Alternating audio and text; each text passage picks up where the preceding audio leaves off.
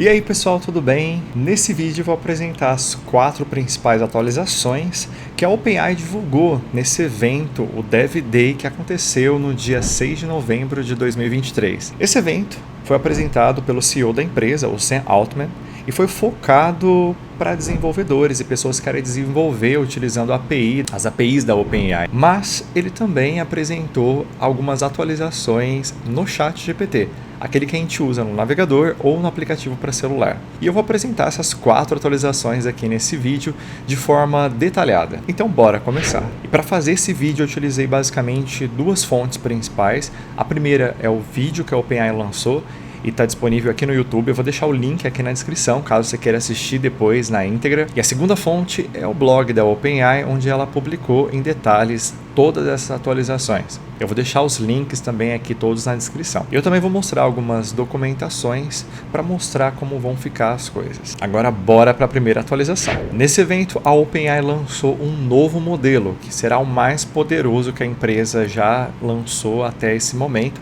que é o GPT-4 Turbo. E ele tem basicamente 6 pontos fortes que eu vou apresentar agora.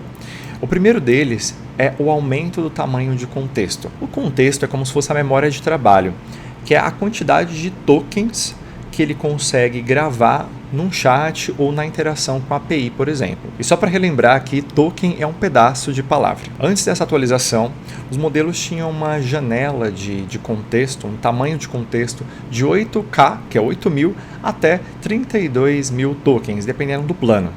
Agora, esse tamanho de contexto foi expandido para 128.000 tokens, o que é aproximadamente 300 páginas de um livro. E isso vai ajudar muito, tanto para melhorar a qualidade da resposta do modelo, quanto para construir aplicações mais complexas que a gente precisa lidar com maior quantidade de dados numa interação. E o segundo ponto positivo desse modelo é o maior controle para quem está desenvolvendo.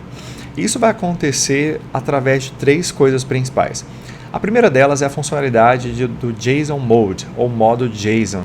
E se você passar o parâmetro habilitando o modo JSON na API, isso vai fazer com que, na hora dele fazer a resposta, na hora do modelo gerar a resposta, aumente a chance dele gerar um JSON válido. A OpenAI não garante 100%, mas o que ela fala na documentação é que o modelo vai fazer o melhor possível para seguir essa instrução e retornar no formato que você pediu para ele. Porém, vale ressaltar que ele não garante o esquema. Então, ele só garante que quando você converter a string para um objeto, ele não vai quebrar no lado da sua aplicação. E se a gente checa a documentação, é esse parâmetro aqui que a gente tem que passar para ele na request, o response format, e aí o type a gente passa JSON object.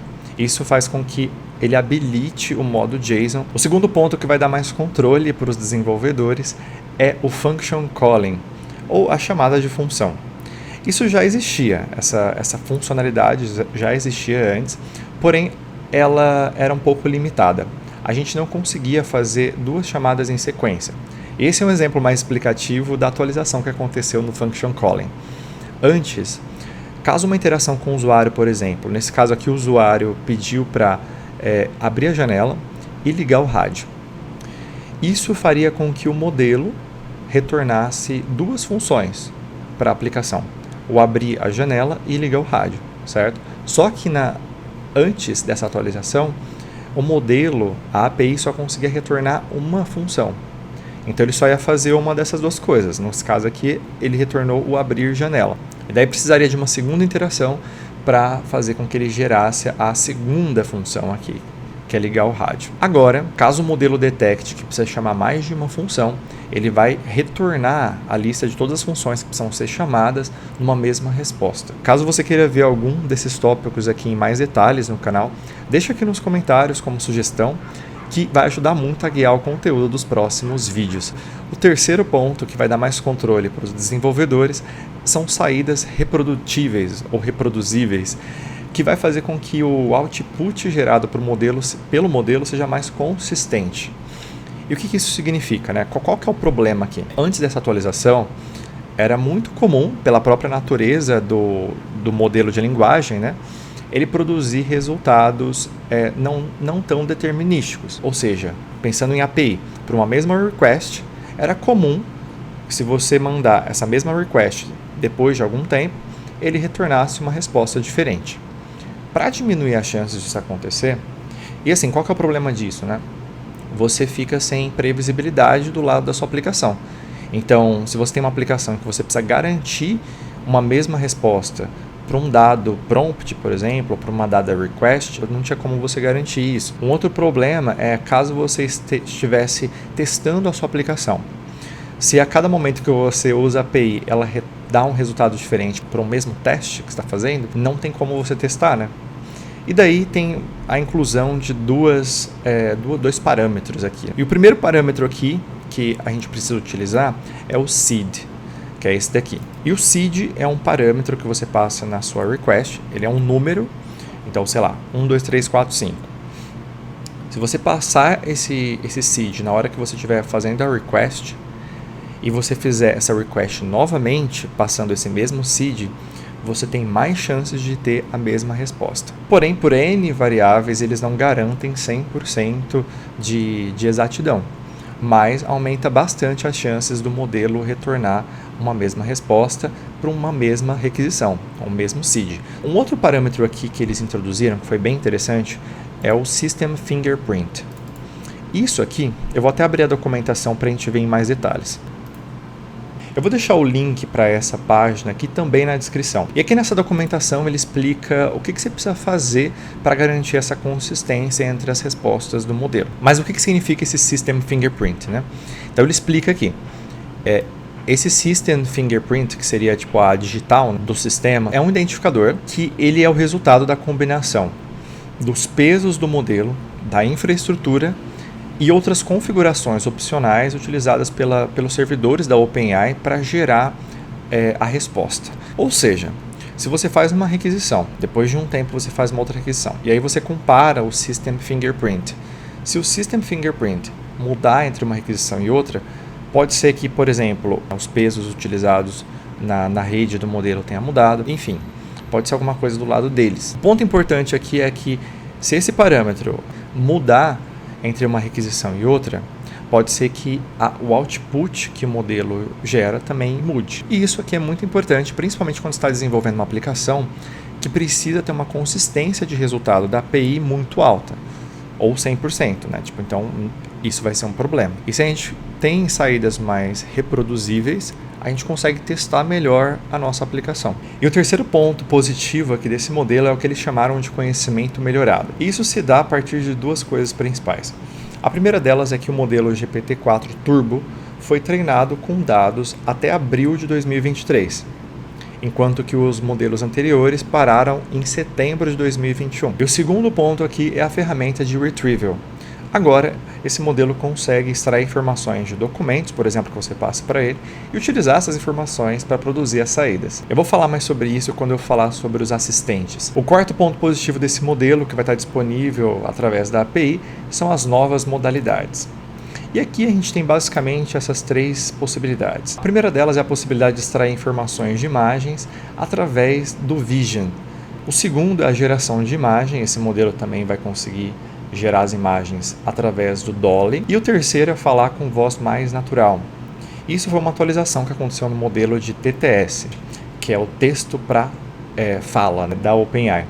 E a atualização principal aqui desse modelo, que converte de texto para fala, foram a inclusão de 6 estilos de vozes mais fluidas e naturais. O Sam Altman apresentou lá durante o evento uma dessas vozes e realmente parece ser muito natural. Ainda dá para você sentir um leve estranhamento, assim, se você for bem detalhista, mas realmente agora a gente está chegando cada vez mais perto a vozes naturais e que se confundem facilmente com as vozes humanas. Eu convido você a checar depois lá no vídeo da OpenAI para você ver essa demonstração que ficou bem legal. Só que foi em inglês, né? Eu vou tentar fazer alguns testes utilizando português e trazer aqui no canal. Se você curte de conteúdos assim, já aproveita para se inscrever. O quinto ponto positivo aqui que eles apresentaram foi a customização, que é basicamente a possibilidade de você ajustar o modelo. E aqui tem basicamente 2 tipos de ajustes bem distintos.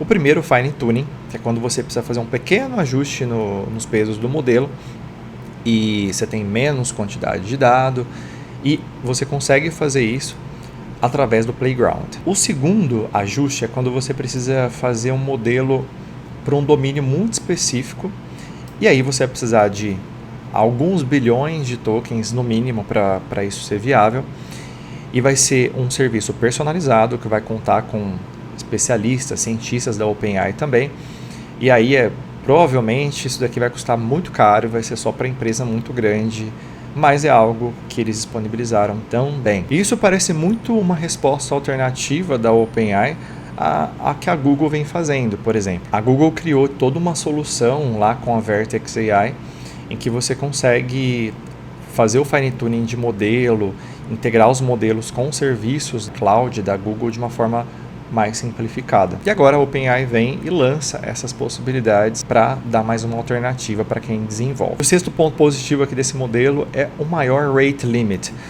ou seja, a maior quantidade de token por minuto. Eles dobraram essa quantidade, o que permite às aplicações fazerem mais requisições por minuto para a API, e ainda tem a possibilidade de você pedir um aumento dessa cota, desse limite, lá na interface do Playground também. E por último, eles falaram sobre o preço. E o preço está 3 vezes mais barato quando considera token de input com relação ao modelo do GPT-4 normal, e 2 vezes mais barato para token de output. Ou seja, além do GPT-4 Turbo ser mais poderoso do que o GPT-4, ele também vai custar menos, o que é muito bom para quem está desenvolvendo aplicações. A segunda grande atualização que eles apresentaram no evento foi com relação ao ChatGPT. E aqui foram basicamente duas. A primeira é que o ChatGPT também vai utilizar o GPT-4 Turbo, e que agora a gente vai ter uma mudança na interface, uma mudança muito interessante. Vai ficar mais ou menos assim. Antes, para quem tinha acesso ao GPT-4, a gente tinha que clicar no modelo GPT-4 e depois selecionar qual dessas versões a gente queria habilitar no chat.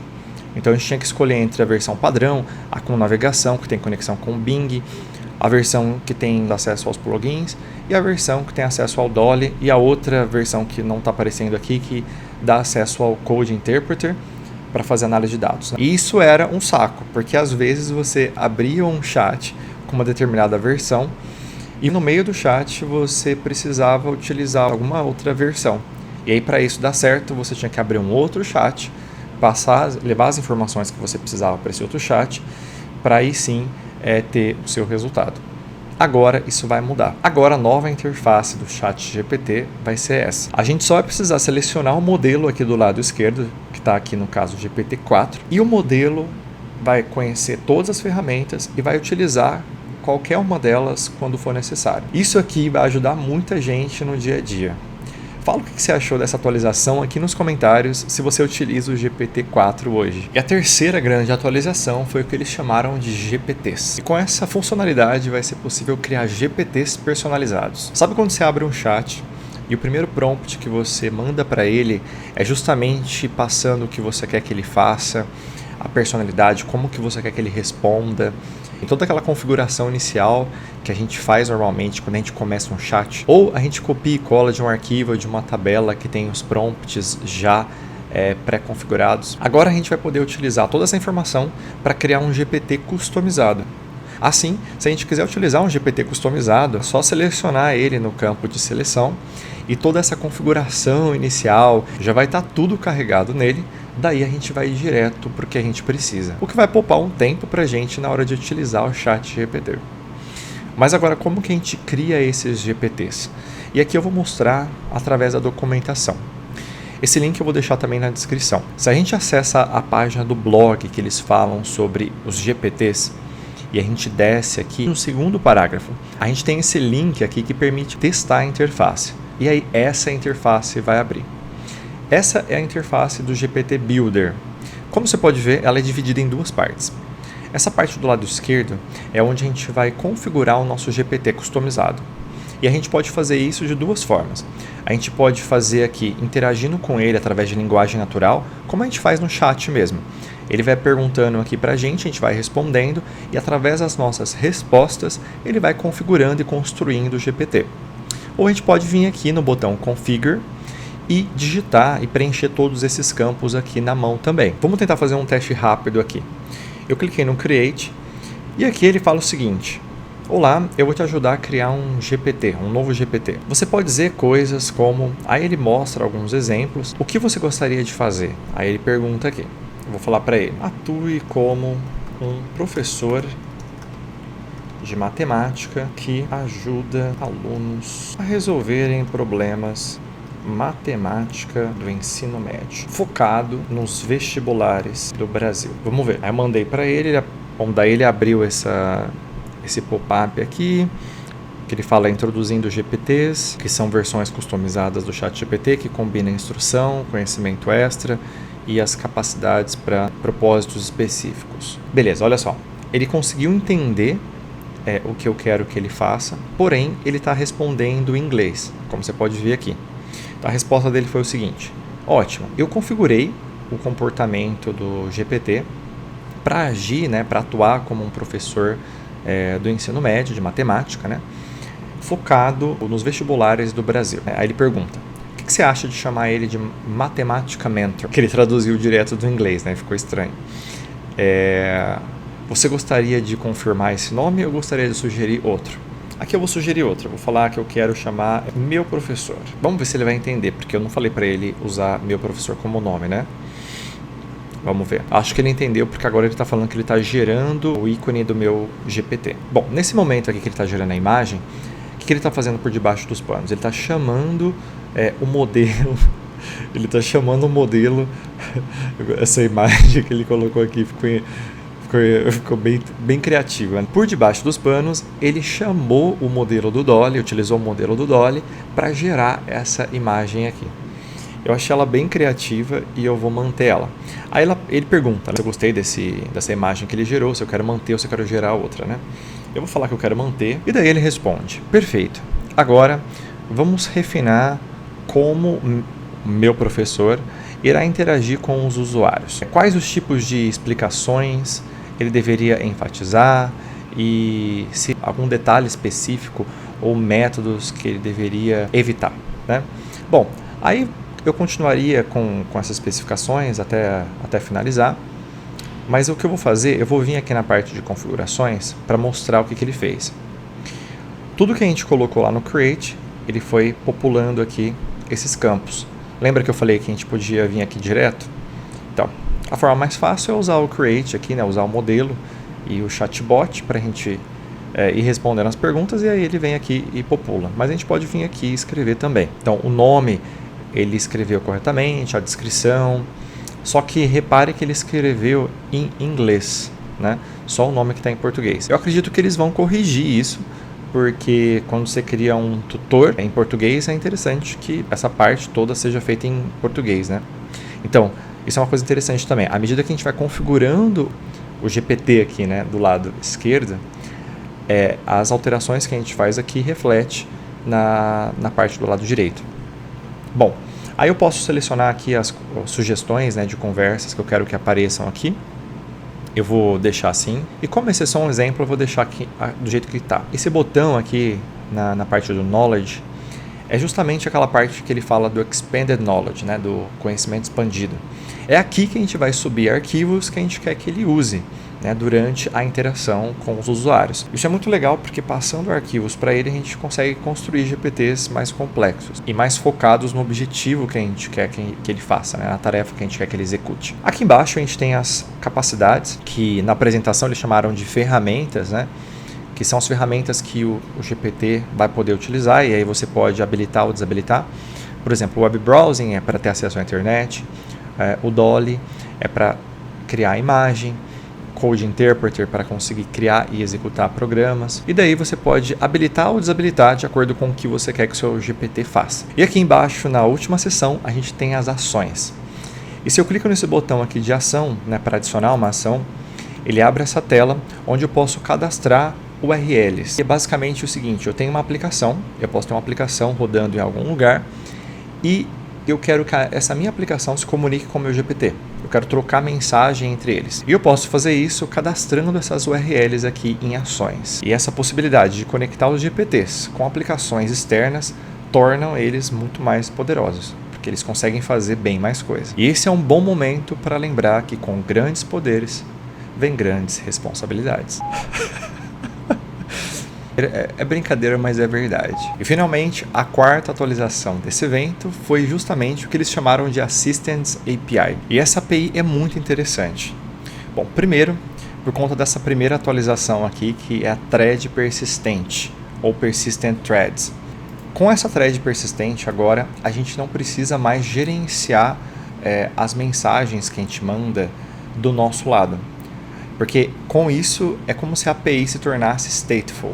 E o que isso significa? Significa que a gente não precisa mais passar aquele vetor de mensagens toda vez que a gente fizer uma chamada para a API. Agora, esse vetor de mensagens vai estar do lado da API, no que a gente chama de thread persistente. Assim, toda vez que a gente gerar uma mensagem do lado da aplicação, a gente cadastra essa mensagem lá na thread e o modelo vai ter acesso a todo o histórico de mensagem, claro, que estiver dentro do limite da janela de contexto. E, inclusive, ele controla isso para a gente. Caso a gente passe, caso o número de tokens passe da janela de contexto, ele vai truncar para a gente automaticamente. Um outro ponto aqui é que essa API também vai dar acesso às ferramentas. Então, a gente vai ter acesso ao Retrieval, que é aquela capacidade de a gente enviar um arquivo, extrair as informações e aí ele devolve essas informações para a gente utilizar do lado da aplicação, o que é muito útil. A ferramenta de Code Interpreter, que permite ao modelo criar e executar código. E por último, Function Calling, ou chamada de função, em que a gente descreve as funções que a gente tem no nosso aplicativo e o modelo entende quando e como chamar elas. E aqui, dentro de Function Calling, aquele modo JSON que eu falei lá atrás é habilitado por padrão. Ou seja, a gente tem a garantia de que a gente vai parsear para um objeto válido. Ele não vai quebrar na hora de parsear esse JSON. E aqui eu fiz esse exemplo para ficar mais fácil. A API de Assistants é uma API que permite a gente criar assistentes de IA. E esse assistente de IA, você conecta a um modelo da OpenAI, que vai funcionar como um cérebro da sua assistente, instruções que você vai passar a personalidade e o objetivo dele, o que você quer que ele faça. A gente vai conectar ferramentas, aqui pode ser Code Interpreter ou Retrieval da OpenAI, ou, quando for funções da nossa aplicação, o Function Calling. E a threads persistentes, que vão guardar o histórico das interações, das mensagens trocadas entre a aplicação e a API. Ou seja, a nossa aplicação, que eu chamei de meu app, através da API, Assistance API, cria um assistente definindo esses parâmetros que eu acabei de passar aqui. E durante a apresentação, eles demonstraram o poder dos assistentes de IA através de um site que eles criaram aqui de exemplo, que é focado em viagem. E isso faz com que a experiência de navegar nesse site seja como conversar com um assistente. Então, do lado esquerdo aqui, a gente tem a primeira pergunta: onde você gostaria de ir? Do lado direito, a gente tem o mapa. E à medida que o usuário vai interagindo com o chatbot aqui do lado esquerdo, esse mapa vai sendo alterado, vai sendo atualizado. Então, a primeira pergunta aqui é para onde você quer ir. E nesse exemplo aqui, o usuário coloca, vamos para Paris. E aqui o assistente provavelmente retornou chamadas de função da própria aplicação do site com os parâmetros corretos para que ele atualizasse o mapa. Como você pode ver aqui, ele já atualizou o mapa para Paris. E aí, além disso, ele trouxe algumas informações sobre Paris. Ele fala, Paris, capital da França, e blá blá blá. No final aqui ele coloca se você está interessado em viagem, acomodação ou alguma atração específica em Paris. Daí o usuário pediu para ele listar 10 lugares para ele visitar. Aí ele listou essas opções e já atualizou o mapa com as localizações dessas indicações, como você pode ver aqui. E isso é muito legal, porque quem chamou a função, quem falou qual função precisa ser chamada e quais parâmetros passar para essas funções, foi o modelo. E aí na última interação, ele fez o upload de um arquivo, que é um PDF da passagem que ele comprou para Paris. Isso aqui é para demonstrar o poder do Retrieval, que a gente falou antes. O Retrieval é quem vai extrair as informações desses documentos. Então, ele leu o arquivo, extraiu as informações, devolveu para a aplicação e a aplicação atualizou aqui em cima do mapa com as informações do voo, de onde que ele vai sair, onde que ele vai chegar e o valor aqui embaixo. Isso é muito legal, né? Isso pode levar o desenvolvimento de aplicações para outro nível. E vale lembrar que a gente só está começando a ver produtos como esse sendo lançados. Então a tendência é que cada vez mais a gente integre esses assistentes de IA nas nossas aplicações e que acaba facilitando o processo de desenvolvimento da aplicação. O que antes, por exemplo, se a gente fosse extrair as informações de um arquivo na própria aplicação, pensa no quão complexa essa aplicação teria que ser. Quantas bibliotecas a mais a gente teria que importar, quantas conversões, quantos erros a gente teria que lidar dentro da nossa aplicação. E agora a gente pode utilizar essa ferramenta de retrieval, que fica do lado da API, para fazer isso para a gente. E agora me fala o que você achou dessa atualização. Vai facilitar a vida? Você já desenvolve algum aplicativo? Pretende utilizar a API de assistente para desenvolver alguma aplicação, algum site? Se sim, conta aqui nos comentários que eu vou adorar saber. E era isso. Se você gostou, achou o conteúdo informativo, deixa um like que isso ajuda demais o canal a crescer. Também deixa aqui nos comentários se você quer aprender mais sobre alguma coisa que eu falei aqui no vídeo. Também dá uma olhada nesses vídeos que estão aparecendo aqui na tela que você também pode gostar. Eu fico por aqui, até a próxima, valeu!